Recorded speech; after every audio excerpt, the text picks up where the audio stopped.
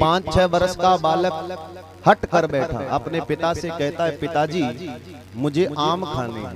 क्या खाने हैं? आम।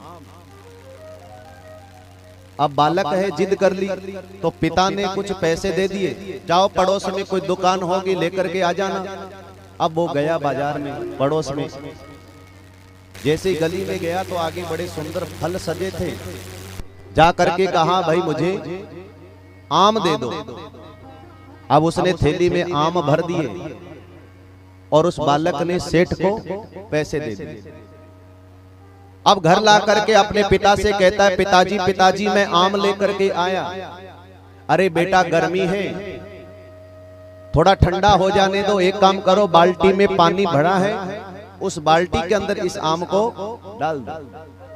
सुनना भाई ध्यान से, माताओं बहनों भाई बंधुओं, कथा में ध्यान रखो। अब आम बाल्टी भरी थी पानी की, पानी के अंदर वो आम उस बालक ने डाल दिए। थोड़ी देर हुई, फिर बालक जिद करता है, पिताजी आम ठंडे हो गए होंगे, मैं खाना चाहता हूं। जा करके देखा तो माताओं बहनों भाई बंधुओं, आम नहीं थे, केवल माटी। पानी के अंदर केवल माटी ही माटी। कहां से लाया? पास में दुकान है, अपने पिता की उंगली पकड़ी और वो दुकान बताता है। पिता ने जाकर के भली बुरी सुनाई, अरे तुमने छोटा बालक देख करके ठग लिया, थैली में माटी भर करके दे दी, मांगे आम और तुमने माटी दी। वो सेठ कहता है, इसने आम मांगे, मैंने आम दिए, लेकिन एक बात बताइए, आपका बेटा आम किस लिए लेकर के जा रहा था? माताओं ध्यान से सुनो।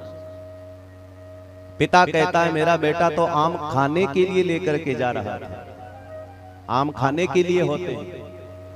गलती मेरी नहीं है, आपके बेटे की गलती है, और जो गलती आपके बेटे ने करी वही आप कर रहे हैं। कैसी गलती? बोले बाहर जाकर के मेरी दुकान का बोर्ड पढ़ो। अब जैसी बोर्ड पढ़ा तो क्या लिखा था माताओं बहनों भाई बंधुओं? नकली फलों की दुकान। क्या लिखा था? नकली फलों की दुकान।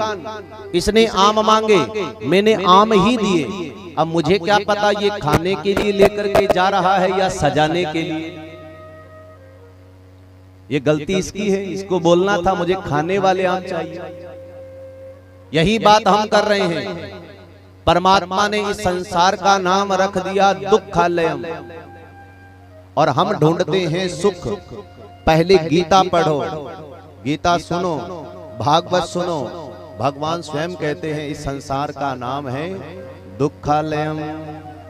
हमने बोर्ड पढ़ा नहीं और सुख मांग रहे हैं, सुख दे दो, सुख दे दो।